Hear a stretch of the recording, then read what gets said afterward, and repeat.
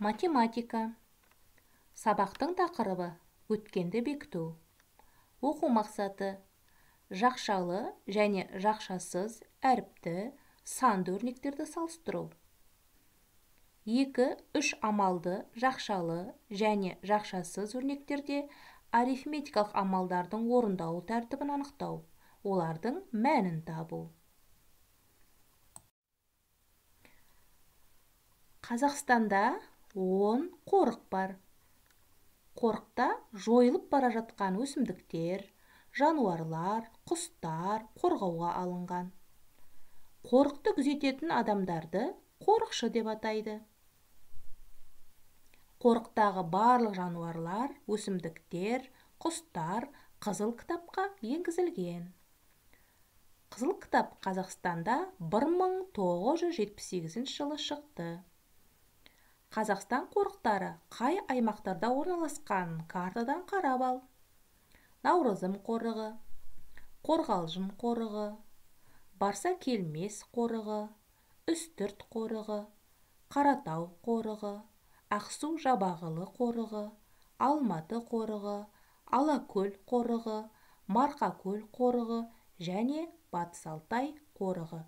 Міне, бұл қорықтар біздің елімізде орналасқан жойылып бара жатқан аң құстарды, өсімдіктерді қорғауға алынған орындар. Оқулығыңның 16 бетіндегі бірінші тапсырмаға назар аудар. Тыңда.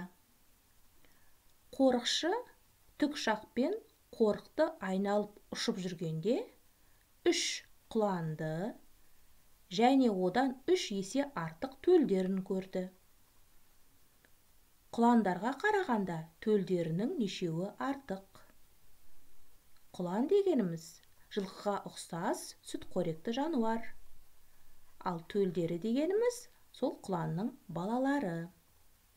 Сонымен қорықшы тікұшақпен қорықты айналып ұшып жүргенде 3 құланды көрген екен.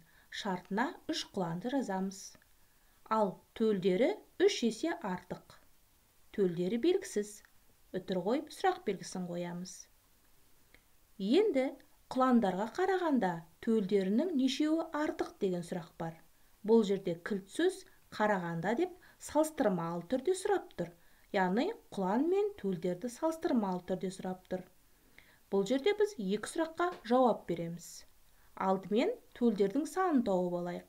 3 есе артық болған жағдайда 3-ті 3-ке көбейтеміз. Барлығы 9 төлі болды. Енді 2 нәрсені салыстырған жағдайда ереже бойынша үлкен саннан кіші санды азайтамыз.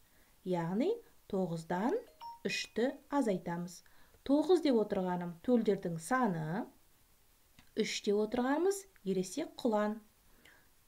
Мәні 6 болды. Демек, жауабында 6 төл артық екен. Есіңде болсын, егерде есеп ішінде қарағанда деген кілт сөзі болатын болса, ол салыстыруды айтып тұр деген сөз. Сондықтан бұл сөзді оқысақ, үлкен саннан кіші санды азайтуымыз керек. Дәл осы есептің ә бөлімін өзің жазып шығар.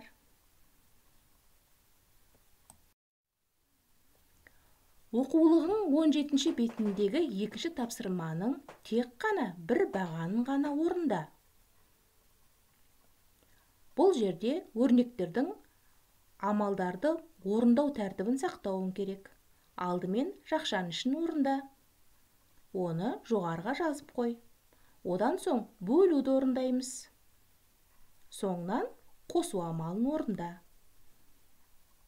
Амалдардың орындау тәртібін есіңе түсір. Үшінші тапсырма. Сол жақтағы өрнек пен оң жақтағы өрнектердің мәнін тауып салыстырамыз. Артық, кем немесе тең белгілерін қой. Төртінші тапсырмада әріпті өрнектерді салыстырайық. Әріп дегеніміз кез келген сан. Әріптің орнына кез келген санды ойша қой. Сол кезде өрнектің мәнін дәл табатын боласың. Мысалы, с мен 3-тің қосындысы және 4 пен с-ның қосындысы. Мысалға, с-ның орнына мен 2 деген санды қойғым келеді. Олай болса, өрнектің сол жағында 5 болады, оң жағында 6 болады. Қайсысы көп? Әрине 6 көп. Демек 5 кем 6-дан деген белгіні қоямын. Дәл осылай, ойша әріптің орнына кез келген санды қойып, есептеп шығар. Әріпті өрнектерді өзіңше салыстыр.